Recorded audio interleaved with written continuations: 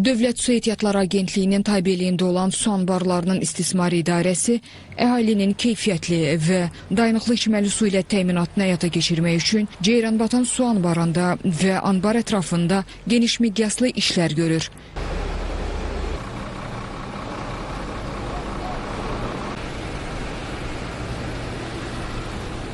Ceyranbatan su anbarının qərb tərəfində yerləşən bir nömrəli nasosxana 786 hektar meşə ərazisinin suvarılması məqsədi ilə 1982-ci ildə istismara verilib. Əvvəllər Samur Abşeron su kanalından qidalansa da 2013-cü ildən etibarən Taxtakörpü Ceyranbatan su kanalı vasitəsilə təchiz olunur. Uzun müddət istismarda olduğundan sıradan çıxaraq yararsız hala düşüb. Lakin 2025-ci ilin ikinci yarısından etibarən nasosxana binasına dam örtüyü vurulub, daxili divarları, tavanı, giriş qapısı və s. təmir edilib.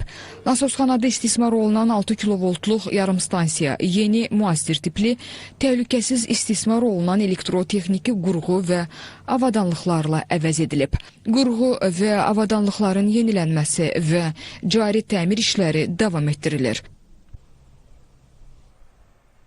Bundan başqa su anbarının cənub tərəfində yerləşən və çirkab sulardan formalaşan göldən suların kənarlaşdırılması məqsədi ilə də işlər görülür.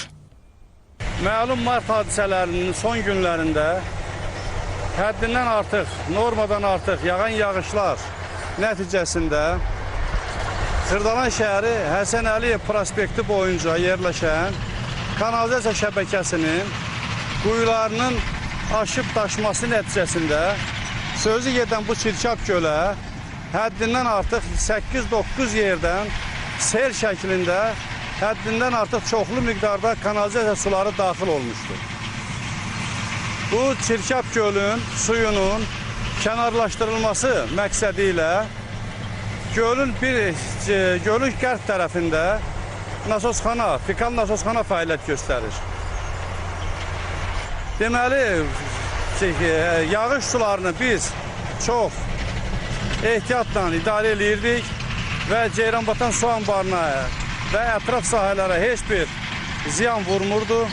Amma fasiləsiz olaraq kanalizasiya sularının Ceyranbatan su anbarının yanında cənub bəndinin arxa tərəfində formalaşmış sözü gedən çirkab gölə daxil olması nəticəsində gölün suyunun həddindən artıq qalxmasını biz müşahidə etdik.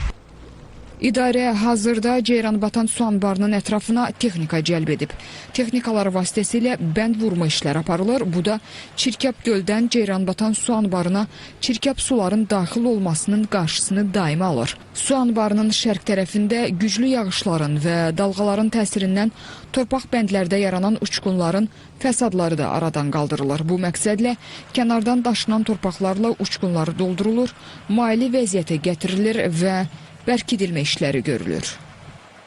Bu məqsədlə biz 4000 metrə yaxın, eni 3-4 metrə, hündürlüyü 4 metrədən artıq bənd qurduq və indi hal-hazırda o bəndin daha da biz şübhələndiyimiz yerlərdə ki, buradan su bəndi yara bilər, həmin yerlərdə bərkidilmə işləri aparılır. Biz bu qədər yaranan fövqəladə bir vəziyyət nəticəsində çirkab suların Ceyranbatan su anbarına bir damla belə daxil olmasına imkan vermədik.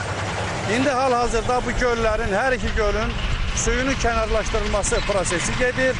Əlavə nasos qurğusu qoyulub. Qeyd edək ki, 3 nömrəli nasosxana kompleksinin yararsız halda olan beton su anbarı qərb tərəfdə 80 hektardan çox ərazinin suvarılması məqsədi ilə inşa edilib.